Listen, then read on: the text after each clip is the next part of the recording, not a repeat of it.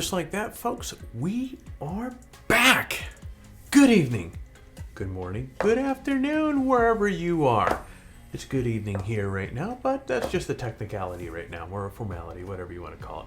But guys, today, this review is going to be just a tad bit out of the box. Usually I review cameras and lenses, but I have a new gadget that is going to be a game changer for how I work. That gadget, of course, is this guy right here, the Apple Magic Keyboard for the iPad Pro. Now, I know what you're thinking. How in the world can a little keyboard be a game changer for a photographer or videographer? Well, in today's video, I'm going to tell you about this little guy and why I think so highly of it. I'll also give you the inside scoop of what you need to do to enter our current contest, which has 8 prizes that total value over $4,000. So that's the plan, guys. So pull up a seat and let's go.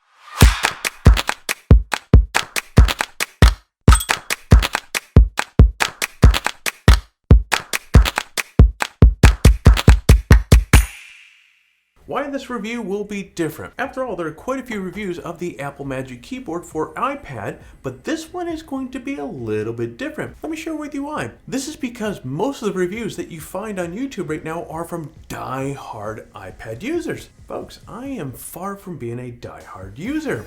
Though I've owned a few, actually I've owned 3 iPads over the years. I got my first one in 2010, the second in 2015, then this guy right here, the 11-inch iPad Pro, which I bought earlier last year before my trip to Norway. And if we're being completely honest here, up to this point, I really only use my iPads for novelty or entertainment. In this case, my current iPad, I bought to watch movies on my long flights over to Europe or wherever I was going. A big reason of why I never used the iPad for work is mainly because, guys, the keyboard situation was so darn bad. I absolutely hate using the digital keyboard that comes kind of part of the software within the iPad itself. From my experience, as you're typing out, it is so easy to hit other letters. And so if you're typing anything of any significant size, it's a pain in the rear end, at least for me, somebody with big hands and so forth. My iPad keyboards in the past were epic fails as well. All right, I started out with a Logitech keyboard on my second iPad. Actually, this is the exact setup. This is my second iPad from, I want to say 2015. And so I picked up this keyboard right here from Logitech. I think they called it like the Ultra Thin or something like that. And I thought this might have been the solution that would make this something that I could use more for my work, more than just movies and novelty items and so forth. Guys, I hated this keyboard because it didn't give me that solid keyboard feel that I wanted. In fact, it felt more like the digital feedback that you would get from tapping on the screen. The difference is, obviously with this here, you're getting more real buttons, and so you weren't so much running into other letters as much as you would on screen, but still, it just wasn't the feeling that I was after. Once I upgraded to the 11-inch iPad Pro, I bought this Apple Smart Keyboard Folio for 180 bucks. I think it was 180 bucks.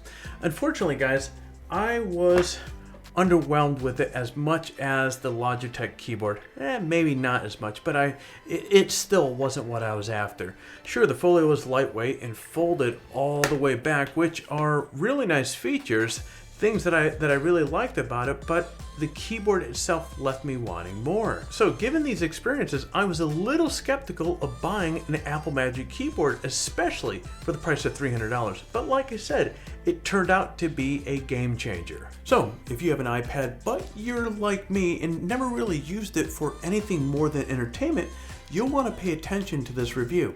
This keyboard has literally transformed my iPad from being something to play around with to something that I can use for legitimate work. And it can do the same for you as well. Now let's talk about the specs, pros, and cons of this thing. Apple Magic Keyboard for iPad specs. All right, let me give you a quick tour around this keyboard. The top, right here, is full of magnets. So it connects very well to your iPad, and you don't have to worry about the iPad coming loose. The hinge right here is very small and is well built and keeps its position when open. It also contains a USB-C port right over here for charging, so the standard port on the iPad over here is free for accessories like external storage devices and other peripherals. The hinge offers super smooth adjustments. That way you can get the ideal viewing angle of the screen. The base contains full-size backlit keys, and guys, I can't tell you how important it is for me that these keys are full-size. It really makes the difference in terms of how you interact with this keyboard. It feels like a real keyboard, not some novelty accessory that the previous keyboards that I had with my iPads. The tactile feedback I get from this keyboard is essentially the same as, for example, what I feel from using the Magic Keyboard on my main Mac. It's really that good. The base also includes a trackpad, which is designed for multi-touch gestures, and the cursor in the current iPad operating system. One finger moves the mouse around, 2 fingers moves the page around, 3 fingers you get to swap from different applications and so forth, and there's all sorts of stuff that you can do with this here. The base itself is actually quite heavy, guys, and there's a reason for this, which I'll explain in a bit. And the whole thing folds up into a case, so you get the front and the back protection for your iPad. Boom. Now just a couple notes about the specs. I can't stress enough how solid the magnets are in this thing. It's really a rock solid connection that keeps the iPad in place when you're using it. Now at first, I was ready to be disappointed with this trackpad right here. Guys, I thought it would be too small, and I honestly didn't think it would work that well. Seriously, I was wrong. The trackpad actually works great and is one of my favorite features of this keyboard. It makes the keyboard iPad combination such a much more enjoyable, kind of like a laptop. And as I mentioned a moment ago, the trackpad support for multi-touch gestures, and the cursor allows me to quickly and easily move the cursor around in apps like spreadsheets and word processing documents. One last note on the specs of this thing here. Guys, it is heavy. By itself, it weighs 1.81 pounds. By contrast, my iPad weighs, the iPad just by itself, nothing else, weighs just over a pound. 1.8 pounds or 1.81 pounds, iPad 1 pound. Okay, put things in focus a little bit there. Now let's talk about the pros and cons of this thing. All right, now that we've gone through a general tour, let's get into what I don't and do like, or what I do and don't like about this keyboard. All right, on the positive side, it feels great. It actually feels like a legit keyboard, and it's very responsive. Full-size keys. There's absolutely no flex or give in the keyboard as you type, thanks to its stiff construction. Now the backlit keys, okay, I'm a bit of a night owl, so the backlighting is a huge bonus. Also, it expands the functionality of the iPad. This is no longer a movie watching device for me. Or, I still watch it, but instead it's actually falls into that legitimate mini computer category that I can use for business tasks. And also, the robust build of this thing. This is a typical Apple quality. It looks great, it's durably made, and it does a great job protecting my iPad.